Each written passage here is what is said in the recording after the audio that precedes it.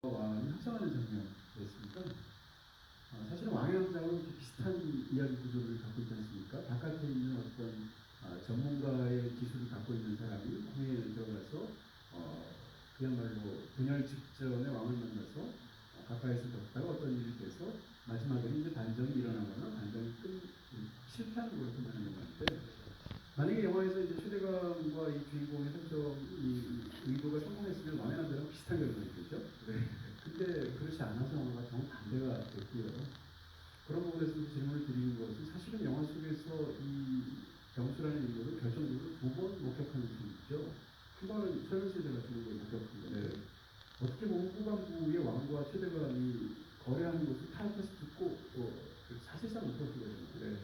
그런 부분에서 이 설정이야말로 사실 이 영화가 가장 기범하게 이야기를 다루는 부분이 아닐까라는 생각이 드는데요. 이 장면이 클라이막스가 된 것에 대한 감정을 생각을 해보고 싶습니다. 그러니까 말씀하신 대로 두 번 목격을 하게 되는데요.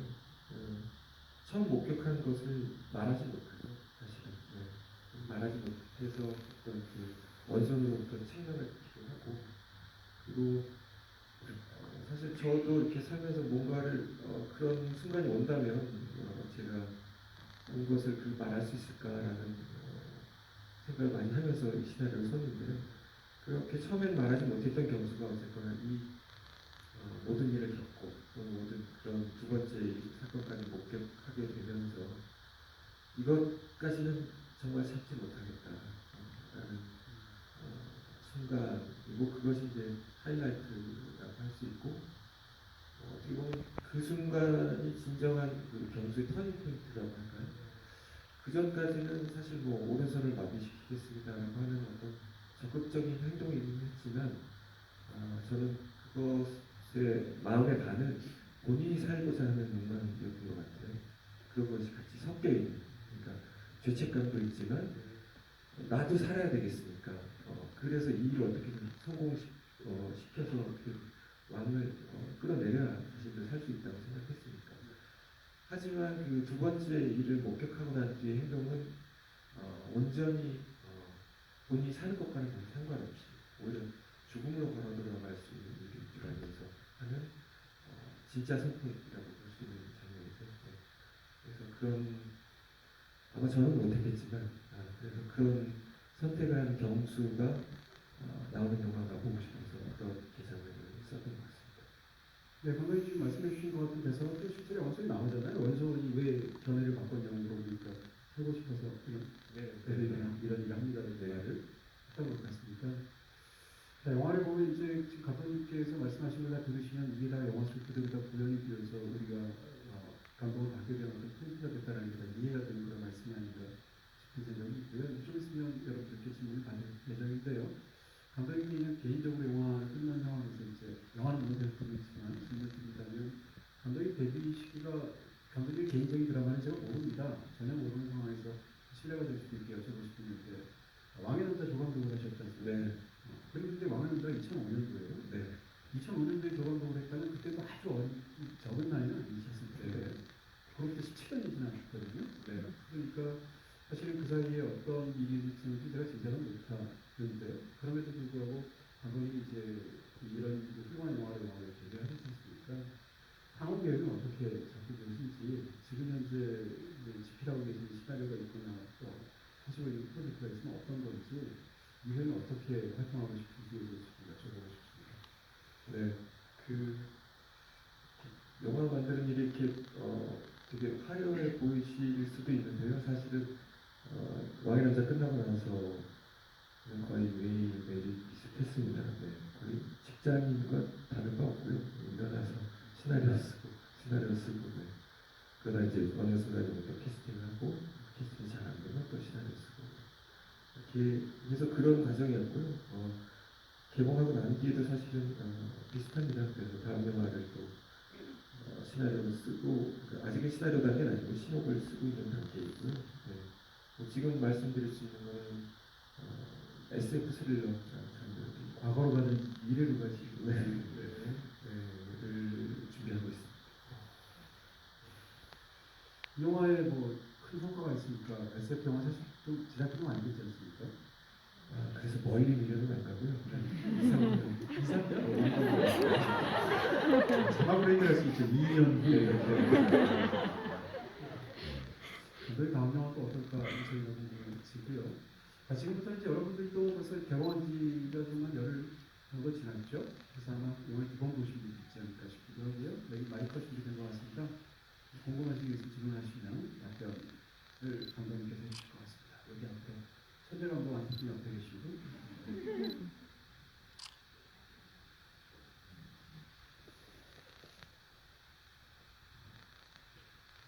천지누설이라고 말씀 안 드리려고 그랬는데 질문하신 분들께는 뭔가 특별한 선물을 드리도록 하겠습니다. 먼저 영화 정말 재밌게 잘 봤습니다. 그리고 감독님의 첫 작품이다 보니까 아마 모든 장면이 다 소중하고 명장면일 거라고 생각이 드는데 그 모든 장면 중에서 배우분들의 연기, 그리고 카메라의 목소리, 촬영장의 온도 이런 모든 것들 다 종합해서 가장 이 장면은 내가 봐도 정말 장난 아니다. 그런 딱 한 장면만 좀 꼽아주실 수 있으실까요? 일단 제가 이제 뭐 게시글이나 댓글들을 많이 봤는데요. 일단 독사를 목격하는 장면을 많이 재밌어 해주시는 것 같아요. 네. 그 장면은 사실 시나리오는 되게 쉽게 썼습니다. 그러니까 한 번에 이렇게 쭉 썼고 거의 고치지도 않고 그대로 찍었거든요. 되게 쉽게 찍을 줄 알았는데 찍다가 아주 이게 쉬운 게 아닌가. 그리고 중간에 깨닫고 이렇게 대단히 땀을 흘렸습니다. 그래서 2회차 반 동안 찍었는데 그게 이제 만족스럽지 않아서 보충 촬영을 한 회 더 했습니다. 그래서 3회차 반을 했는데 보충 촬영을 한 장면은 그게 이제 유일하거든요. 그래서 고생을 많이 했으니까 그 장면이 기억이 많이 납니다. 저는 그 촛불 켜지고 꺼지고 하는 것에 따라서 시시각각 그 상황이 바뀌는 부분들이 뭐라고 할까 장르적인 어떤 쾌감이 굉장히 커서 장난 아니다는 생각을 장난 아닌 걸 물어보셨죠? 그렇게 생각을 했었습니다. 질문하실 분 계신가요? 네, 이번엔 여기 계시고 그 다음 곡에 남자분 가세요. 여기 앞에 여자분, 여기 남자분. 네. 앞에 계신 분 먼저 할까요? 네. 지금 돌아보십니다. 네, 안녕하세요. 영화 정말 잘 봤습니다. 궁금한 부분은 유지경 씨가 캐릭터가 중해증을 가졌기 때문에 빛이나 촛불이나 태양 같은 어떤 그런 거에 따라서 분위기가 많이 바뀐다고 생각을 하는데 연출을 함에 있어서 빛을 다룰 때 좀 신경 쓰신 포인트가 있으신지 궁금합니다. 일단 중해증을 가진 인물이고 빛이 있을 때와 없을 때가 어떤 상태인지 관객분들이 헷갈리지 않게 이렇게 표현하는 게 중요했습니다. 그래서 일단 색감으로 표현을 했고요. 이제 빛이 있을 때는 약간 따뜻한 주황색 톤을 했고 빛이 없을 때는 이제 약간 새벽녘 같은 푸른색 빛으로 해서 관객분들이 헷갈리지 않는 것이죠. 그러니까 주인공이 어떤 상태인지, 지금 보이는 상태인지 보이지 않는 상태인지 그런 구분을 드리려고 노력을 했습니다. 네, 그 뒤에 남자분. 네.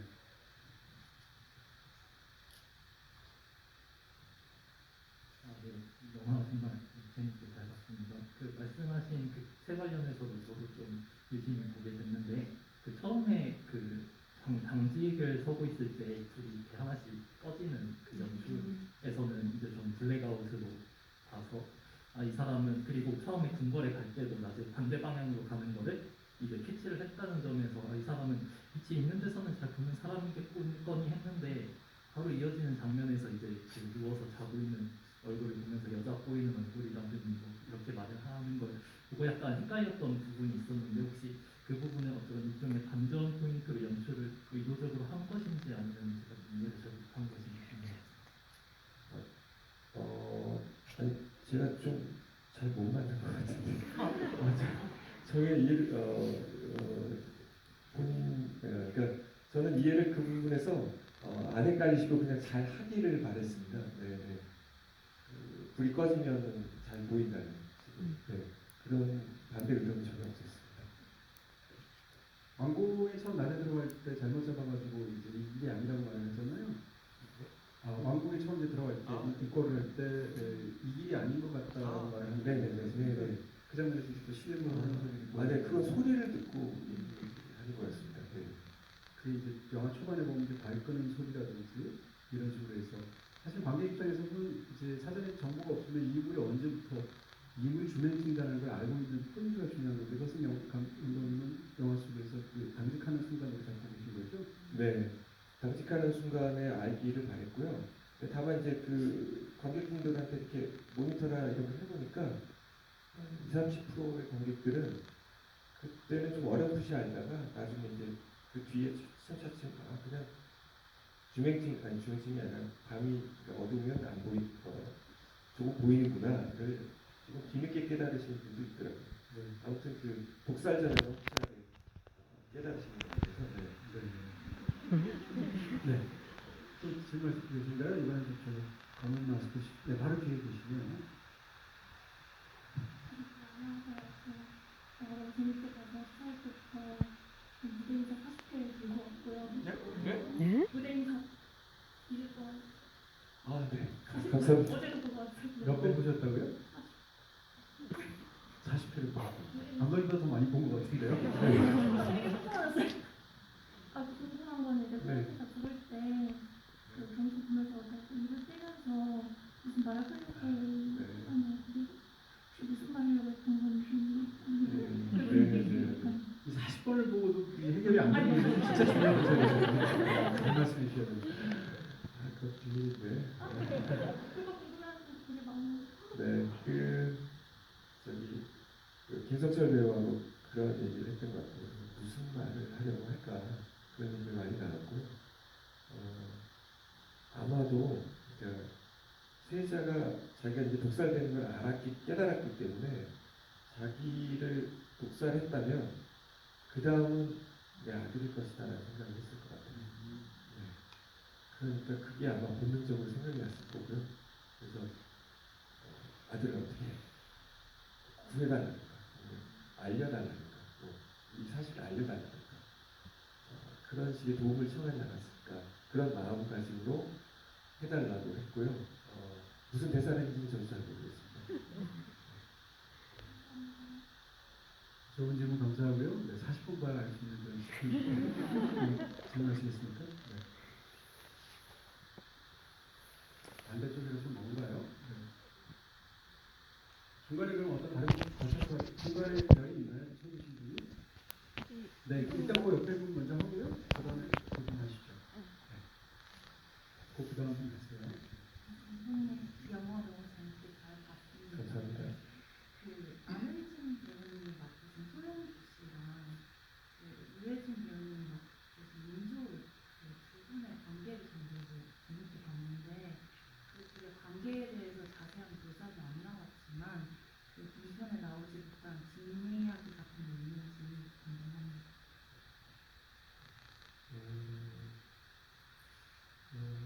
두 분이 다 나오는 뒷이야기는 없고요. 그러니까 그냥 역사를 가지고 어떤 관계였는지를 이제 배우분들하고 얘기를 많이 했고요. 실제로 찍은 장면 중에 두 분이 다 나오시는 장면은 없고요. 안혜진 배우가 죽는 장면이 있는데 그 장면은 삭제를 했습니다. 그것이 흐름을 약간 느리게 하는 것 같아서 안타깝지만 삭제하겠습니다. 네, 그 다음 질문 이쪽이었죠? 네. 너무 훌륭하지만 많이 해주셔서 제 질문이 조금 허접할 것 같긴 한데 여기 아니면 여쭤볼 수가 없을 것 같아서 그 서상훈 만화 있잖아요. 그분이랑 그 박명근이랑 그 전사가 있는지도 전사가 있는지 좋은 질문입니다. 저도 궁금했어요. 내의원 의원과 그다음에 그 국력, 그러니까 상공이었기 때문에 어떤 그 큰 로맨스는 사실 말이 안 되는 거고 역적이 되는 거잖아요. 그렇지 못했지만 그 8년 전에 그 청나라로 떠나기 전에 그러니까 서상공은 세자를 따라서 떠났다고 가정했고요. 떠나기 전에도 이렇게 먼발치에서 좋아하던, 그러니까 만식이 좋아하던 사이가 아니었을까 이런 상상을 하면서 이야기를 만들었고요. 그리고 사실은 서상공이 죽는 장면을 목격하고 뭐 뒤에 조금 있는데 찍은 장면이 있습니다. 근데 삭제하게 됐습니다. 나중에 블루레이를 구입하시면 지금 삭제된 거 보실 수 있어요. 네. 네, 질문하시겠어요? 여기 가운데 남자분. 네. 앞에 질문 수준들 보셨죠? 네. 다른 두 질문 드리겠습니다. 그래서 첫 번째는 그 조성아 배우님께서 하신 역할이 유준열 배우가 아닌 주요 배역 중에서는 좀 중요도가 굉장히 큰 인물이 이제 영상으로 나오는데 가상 인물로 좀 설정된 느낌이 있어서 특별히 그렇게 하신 이유가 있으신지가 좀 궁금하고요. 또 하나는 박명훈 배우님 촬영하실 때마다 저는 약간 그 눈이 크게 뜨시는 부분이 감독님의 의도이신지 아니면 유독 배우님께서 그 부분을 부드러지게 연기를 하신 건지 그 부분이 좀 궁금합니다. 네, 두 번째부터 말씀드리면 저도 놀랐습니다. 그렇게 눈이 크신 줄 몰랐고요. 캐스팅할 때 전혀 몰랐고요. 이렇게 촬영하다 보니까 그 박명훈 배우는 뭐랄까 눈으로 보는 걸 말하는 배우시더라고요. 그래서 눈으로 웃겨주시고 눈으로 감정 표현을 다 하시고 눈으로 놀라움까지 표현해 주시고 그래서 의도가 아니라 제가 놀랐습니다. 네. 같이 놀랐고 그 다음에 첫 번째 최대감 역할 최대감 말고 있죠. 네네네. 실제로 그러니까 영화상에서 보면 최대감이 이렇게 반정 근처까지 가잖아요. 근데 사실 그런 일은 없었습니다 역사에. 그래서 그런 일을 하는 인물을 실존 인물을 쓸 수는 없었고 그런 일이 없었기 때문에 그래서 실제로 그 당시 영상은 김유였나요? 그래서 그거 상도 바꾸고 가상의 인물로 만들었습니다. 그런 일이 없었기 때문에. 네, 감사하고요. 또 마지막 한 질문만 받을 수 있을 것 같습니다. 뒤에 여자분 할까요, 그럼? 네. 지금 돌아보신 분? 네, 계속 손을 드셔야 마이크가 됩니다. 한번 보세요. 박명훈 배우는 제가 볼 때 그 눈이 얼굴에 차지하는 체격과 부피가 압도적인 네, 배우입니다. 그렇죠? 한번 보면 절대로 잊을 수 없는 진짜 리스펙하게 되죠. 네. 지금 네. 네, 감독님 영화를 너무 재밌게 잘 봤는데 제가 좀 보면서 궁금했던 부분이 있었던 게그 유해진 배우님 마지막에 죽을 때 이제 침을 맞고 죽잖아요. 그러고 나서 이제 그 죽음을 하면서 이제 흐려지는 시야가 흐려지면서 이제 유준을 바라보는데 제가 봤을 때는 살짝 유준열의 모습이 그 세자하는 모습처럼 오버랩됐다는 생각이 들어서 혹시 이제 유해진 배우님이 인조가 그 세자를 죽였다는 그런 죄책감이 있었던 걸까라는 생각이 들어서 이제 질문. 감정이입을 엄청 하셨군요. 저도 한 번도 그렇게 본 적이 없는데 그 얼굴을 보셨다니 제가 보니까 감정이입을 엄청 하신 것 같고요. 네. 감사합니다. 네. 뭐 충분히 보실 수도 있죠, 그렇죠? 네. 또 어떤 마지막 한 분만 더 질문 받을까요? 네, 그럼 여기 받고 시간이 지나서 끝나도록 하겠습니다. 감독님 영화 잘 봤습니다. 저는 유배우님 팬인데 유배우님 인스타 여배우님 두 분이 계셔가지고 유준열 배우님 팬인데요. 네. 그 인스타그램 보면 그 정수가 그 구원 밖을 나갈 때쯤 원소를 얻고 그때 그 빛을 촬영하는 거를 인스타그램에 올려주셨는데 혹시 그게 영화에서 쓰였는지가 정말 궁금했습니다. 네. 정확히 어떤 거예요? 빛? 그 얻고 나갈 때 네. 빛을 봐서 좀 빛을 봐서 어떻게 돼요? 화이트 아웃이 되잖아요. 네, 그거를 그렇죠. 배우님이 직접 카메라를 들고 뛰는 아, 장면을 찍어주셨는데 혹시 네, 그게 영화관에서 쓰여 그게 실제로 쓰였는 네네 거죠? 궁금합니다. 네. 아니 찍은 것까지는 기억이 나는데 그 테이크를 썼는지 아닌지는 저도 잘 기억이 안 나요. 제가 편집실에 확인을 해보고요. 인스타에 올려드립니다. 네, 답변 부탁드리겠습니다. 네. 감사합니다. 이렇게 해서 방금이 배우고 있는 모습을 한번 또 이렇게 또 다른 지위에서 밝혀지기 좋지 않겠나 이런 생각을 또 하게 되네요. 네, 오늘 장시간에 걸쳐서 감독님 정말 좋은 내용 말씀 많이 해주셔서 감사하고요. 관객분들도 중간에 딱 두 명 빼고 다 자리를 지켜주셔서 굉장히 너무 감사드리고요. 마지막으로 인사 말씀하시고 오늘 마치도록 하겠습니다. 네, 뭐 영화도 봐주시고 또 이렇게 GV까지 참석해주시고 일단 여기 참석해주신 분들 너무 감사합니다. 감개무량합니다. 네, 올 한 해 잘 마무리하시길 바랍니다. 네, 감사합니다. 마치겠습니다.